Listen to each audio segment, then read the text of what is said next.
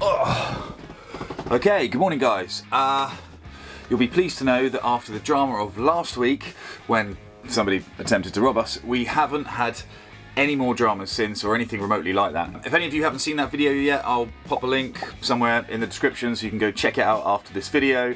But to the point of this week's video. So we're in this marina in Itchin having our mast taken down, and we're going to have all our rigging taken off, changed, our standing rigging, our running rigging, we're having our furling system changed, we're having a huge amount of work done, and now seem like it's good. It's the kind of stuff you'd probably get done in the winter normally, but with the whole COVID lockdown, not really being allowed to go anywhere, and the fact that if we are allowed to go somewhere, we very well may want to just hop straight out of the country and go somewhere like the Med. Potentially. We very well may not. I'm not sure how this is going to play out yet, but we just wanted to make sure the boat was ready to do it at a moment's notice if we wanted to go. But anyway, without further ado, let me show you around. Let's go have a look at the place.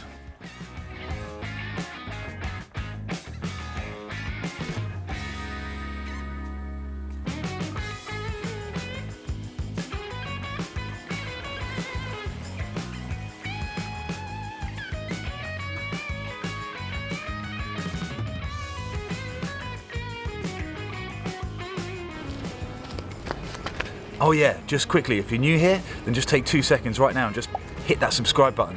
Just takes 2 seconds, hit the subscribe button and then follow along as we go.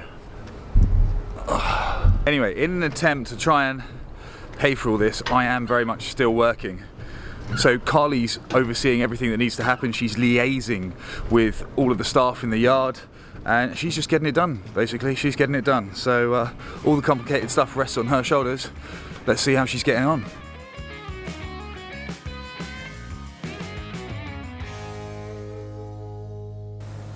Okay, we've just moved the boat to underneath the crane. That boat's just been lifted up. And then we're next, crane comes off. Exciting times.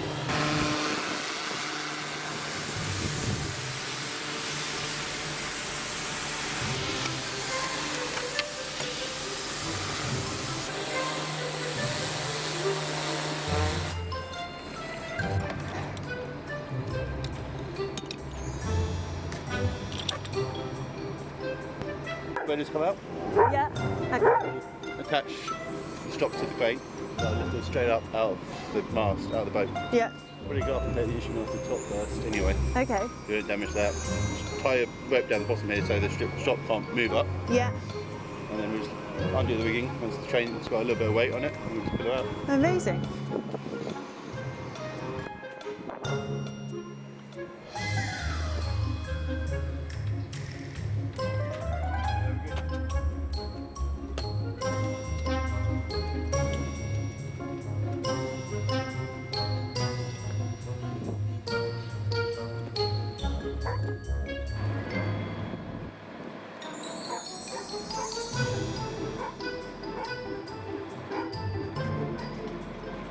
Well, the mast is off and it's now racing against the tide to get the boat out of this area because we're rapidly losing water and we may get stuck in the mud. So back on board to move the boat.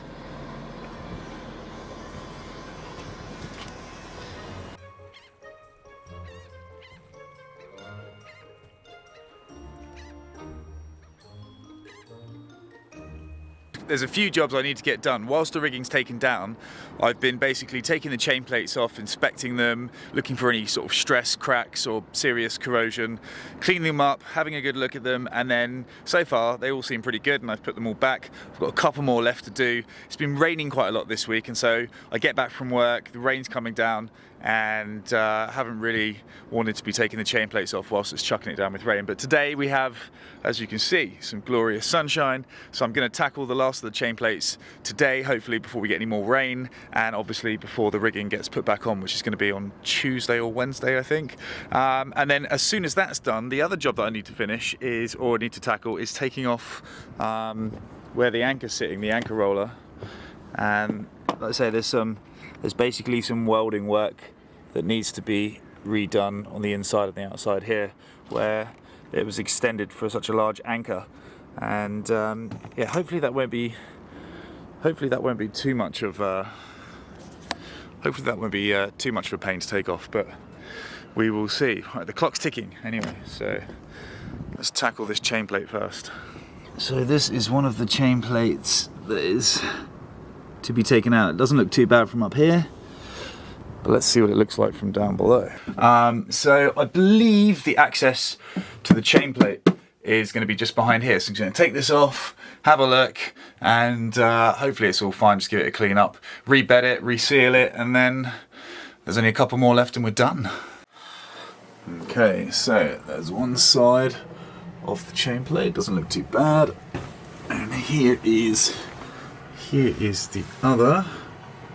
Some very, very minor signs of corrosion, nothing too crazy, but I imagine it's been an awfully long time since that has been fitted, so I'm going to take it out either way, give it a clean, take out all the old silicone. I'm probably going to give it a good clean up, rebed it, and so hopefully we'll have no water coming through that. That's my main goal.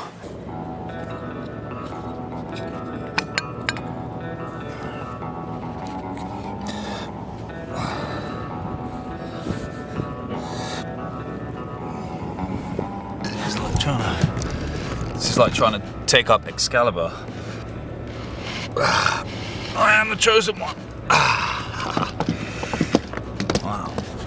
Okay, so we're going to clean that hole up, and as far as this goes, I mean, it's a bit dirty. I can't see any obvious signs of cracks or stress, but we're going to give it a good clean up and see how she looks afterwards, and then decide what to do, replace it or pop it back in. Alright.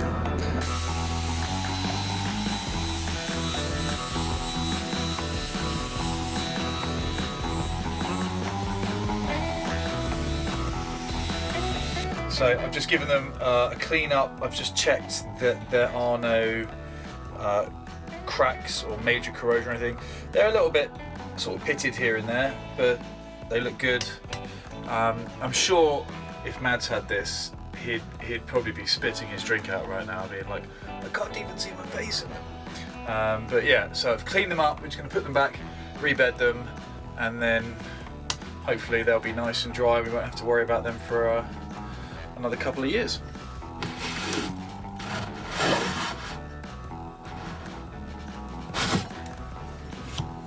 So I'm just using a little bit of the old butyl tape. This came recommended by, I think I saw it on Mads' channel actually, because I saw it on Mads' channel.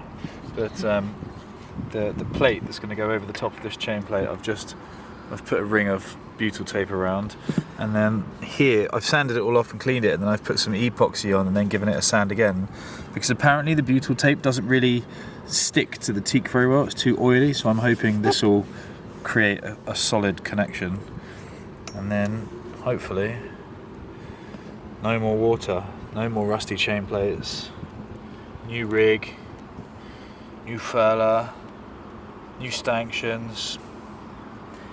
Just go. New.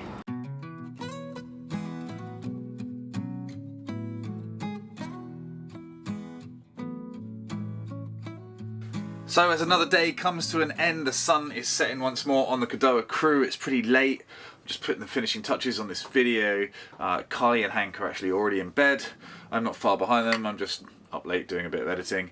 So as I say, the mast is down. There's a ton of work going on with the mast, and hopefully the next video will be the mast going back on. Fingers are firmly crossed. Again, if you've made it this far and you haven't subscribed, then just take 2 seconds now. Just right now, just crack it, hit the button and follow us as and when a video comes out, because we don't have a set timeline. I say this all the time, but we don't have a set day or time that we release a video. It's as and when we have something that's interesting. So after you subscribe, don't forget the bell, and then YouTube will let you know as and when we release something. Also, Carly's got an Instagram page that she's put together, which is absolutely brilliant. If you check the Instagram page out, you'll have a much more real-time update in terms of what's going on.